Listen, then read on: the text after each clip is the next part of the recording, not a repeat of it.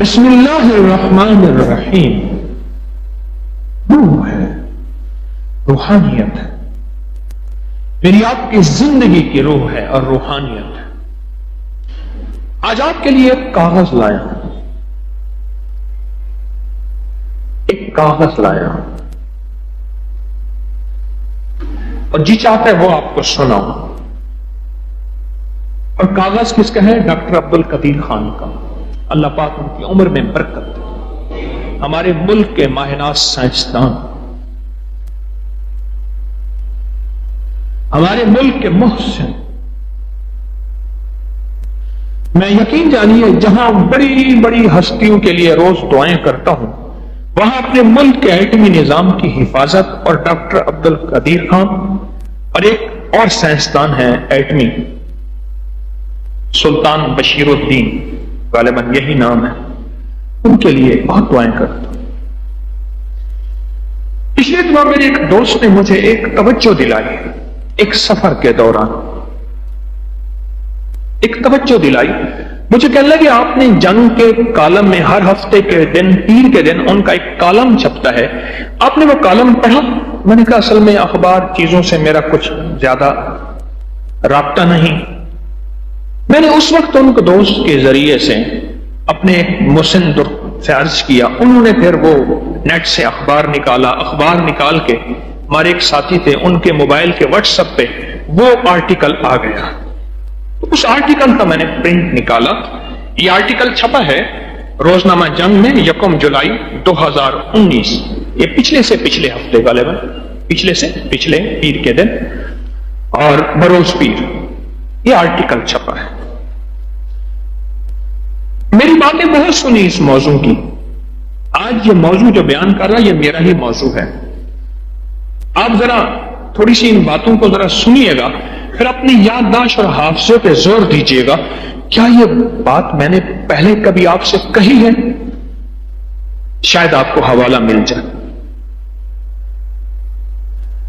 تو وہ آرٹیکل، اس کا حوالہ دیا ہے، آپ اخبار کو خود دیکھ لیجیے گا، نیٹ پہ پڑا ہوا ہے.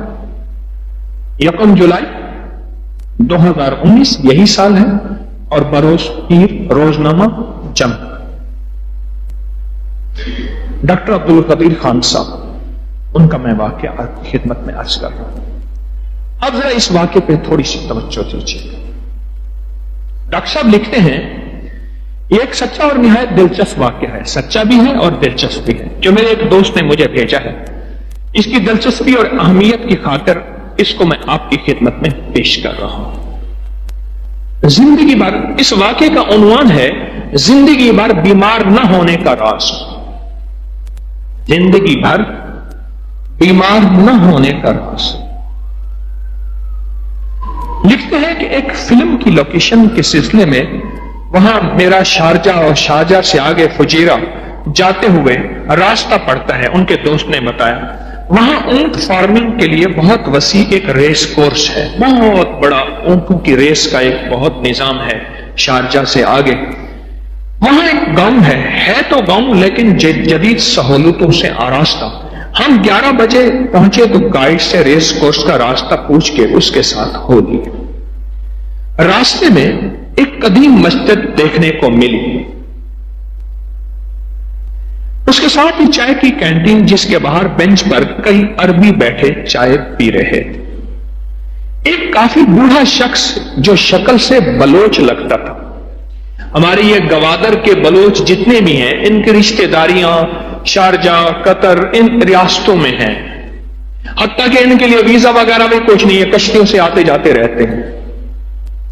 یہ وہاں کوئی وہاں رہتے ہیں، کوئی یہاں رہتے ہیں. یہ اس بلوچ کی بات ہمارے محترم ڈاکٹر عبد القدیر خان صاحب کر رہے ہیں. بلوچ لگتا تھا. میں علم کی تلاش میں سرگرداں اسٹاف کو دور بٹھایا اور چائے لے کر ان کے پاس پہنچا، سلام کیا. اندازہ درست نکلا وہ بلوچ تھے. اپنے آنے کا مقصد بیان کیا تو انہوں نے پاس بٹھا لیا اور پھر میرے اصرار پر اونٹ کے بارے میں نہایت مفید اور لاجواب معلومات دی. خیر بات ختم ہوئی. میں نے اپنی عمر بتائی، ان کی عمر پوچھی تو معلوم ہوا کہ 95 سال ان کی عمر ہے اور ان کے والد کا انتقال 105 سال کی عمر میں ہوا تھا۔ کہنے لگے تم میرے مقابلے میں ابھی جوان ہو۔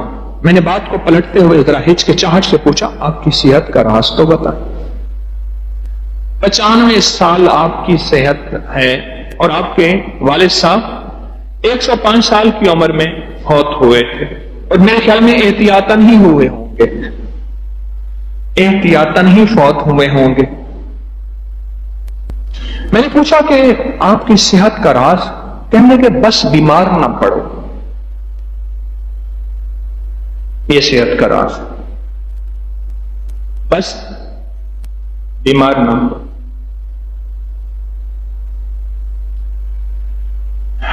اللہ پاک ہمارے ڈاکٹر صاحب کو جزائے خیر دے، بڑی کام کی بات لکھی۔ ڈاکٹر صاحب نے جو بات لکھی ہے یہ لگتا ہے کہ ان کے اندر کی روح کی بات ہے، کہ اندر کی بات ہے۔ میں ایک بات سوچ رہا ہوں، ایٹمی دنیا کی انتہا تک پہنچنے والا شخص جو ملک کی عزت اور ناموری کا ذریعہ بنا، وہ شخص بھی اپنی ساری ایٹمی ریسرچ کے بعد اس ریسرچ کو بتا رہا جو آج میں آپ کی خدمت میں پیش کر رہا ہوں۔ اس بابے نے ایک بات جو کہی وہ کہنے لگا بس بیمار نہ پڑو۔ میں نے کہا یہ تو ہمارے بس کی بات نہیں۔ ہنستے ہوئے کہنے لگے بہت آرام سے ہمارے بس کی بات ہے بابا جی۔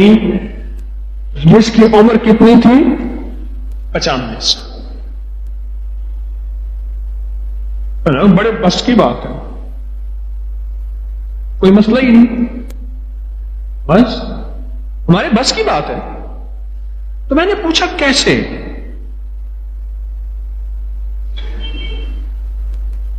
میں نے پوچھا کیسے؟ آپ بتائیں میں ضرور عمل کروں گا، مجھے کوئی عمل بتائیں، کوئی راستہ بتائیں۔ کہنے لگے میرے قریب آ،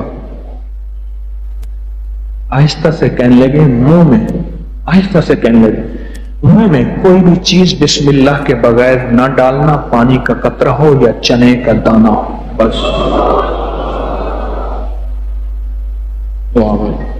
بس۔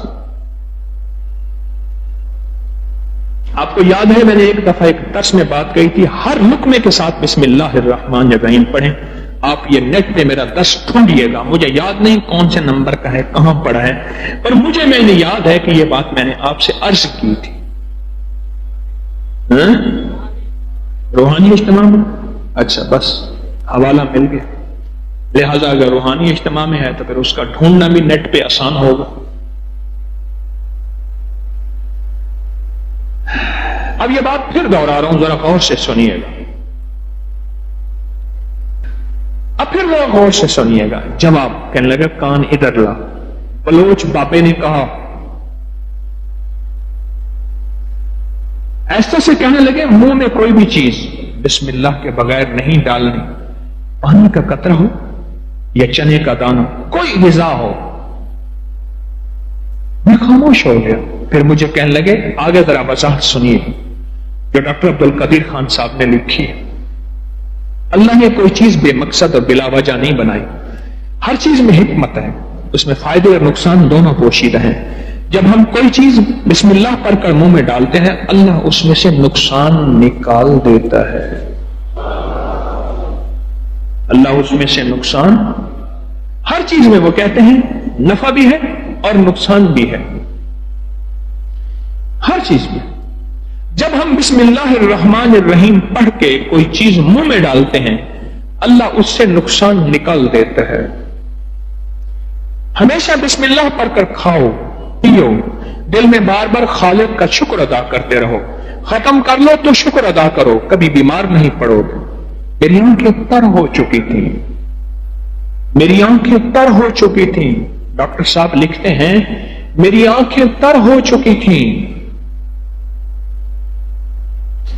یہ کتنا بڑا عالم ہے، یہ کتنا بڑا مولوی ہے، یہ کتنا بڑا پیر و مرشد ہے، یہ بابا بلوچ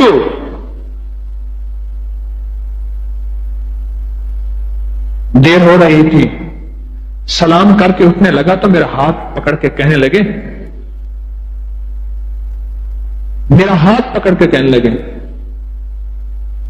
آخری بات بھی سنتے جاؤ اور پھر احتیاط کی بعض باتیں بتائیں، اور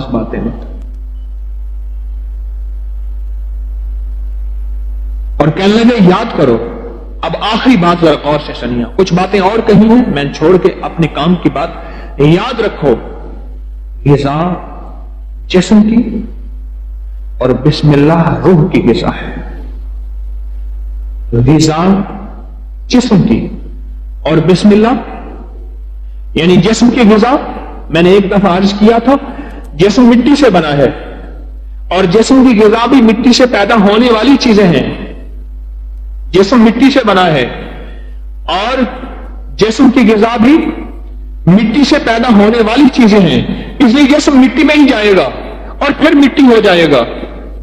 روح اللہ کے امر سے بنی ہے، تو روح کی غذا بھی اللہ کے امر ہیں، اللہ کے اوامر ہیں، اور یہ بسم اللہ الرحمن الرحیم میرے رب کا ایک بہت بڑا امر ہے۔ تو آخری جو نصیحت کی اس بندے نے، آخری نصیحت کی اس بندے نے، کہنے لگے یاد رکھو غذا جسم کی اور بسم اللہ روح کی غذا ہے۔ اب بتاؤ، آگے میں فکرہ مکمل کر رہا ہوں، انہی کی بات کر رہا ہوں، یہ میری بات نہیں ہے، یہ ڈاکٹر عبدالقدیر خان صاحب نے لکھی ہے۔ کہتے ہیں اب بتاؤ کیا تم ایسے کھانے سے بیمار پڑ سکتے ہو؟ یہ آدھی بات ہے، آدھی ایک اور بھی ہے، موتی اسی آرٹیکل میں مضمون میں بتاتا ہوں۔ اور تو میرا خیال ایسا ہے کہ یہ جو باقی اگلا پیغام ہے میں چاہتا ہوں اس کو بھی کھول کے بیان کروں اور تفصیل سے بیان کروں۔ اچھا کیا خیال ہے، یہ دوسرا پیغام جو ہے وہ آئندہ ہفتے کا درس، کیا تاریخ ہوگی آئندہ ہفتے کے درس کی؟ آئندہ جمعرات کو کیا تاریخ ہوگی؟ 18 جولائی۔ اس کے بعد پھر حج کی روانگی ہے، پھر حج کے بعد زندگی ہوگی، آخری درس ہوگا۔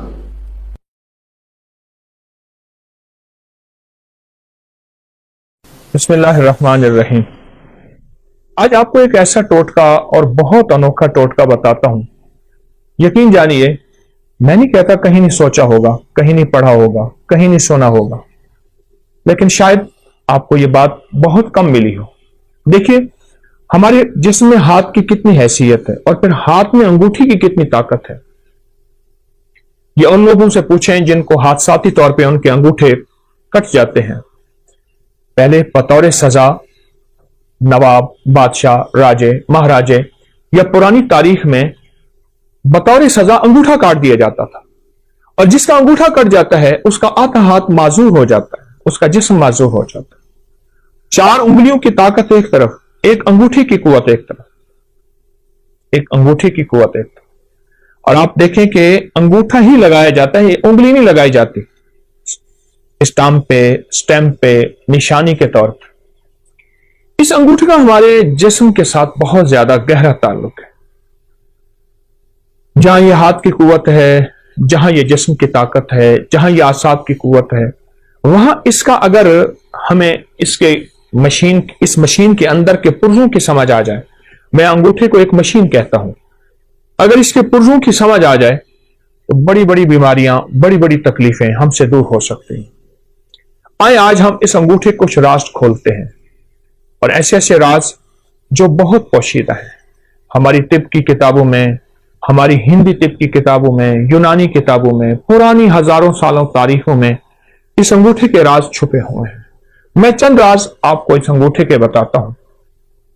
کبھی بھی اگر آپ کا گلا خراب ہے، آواز بند ہے، ٹانسلز ہو گئے ہیں اور ڈاکٹر کہتے ہیں اس کا آپریشن لازم ہے، آپریشن ضروری ہے، یا یہ ہے کہ اتنے کہ پیپ آ رہی ہے اور گلا بالکل آپ کا سوجا ہوا ہے، اس میں ورم ہے،